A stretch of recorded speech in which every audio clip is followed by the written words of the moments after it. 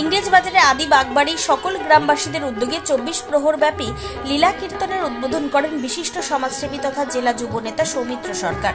সঙ্গে ছিলেন কমিটির সভাপতি তপন মণ্ডল, সহ সভাপতি মানিক মণ্ডল, সম্পাদক তনু সরকার, মাধব সরকার, সদস্য রামু মণ্ডল, সমাজসেবী মৃত্যুঞ্জয় কুণ্ডু, কার্তিক দাস সহ অন্যান্য অতিথিবর্গ ও ভক্তবৃন্দরা।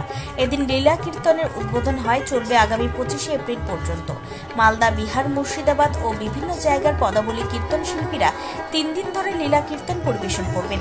কীর্তনকে ঘিরে রকমারি মেলার আসর বসে। শেষ দিনে ভক্তদের মধ্যে নরনারায়ণ সেবার আয়োজন করা হবে বলে জানান পুজো উদ্যোক্তারা।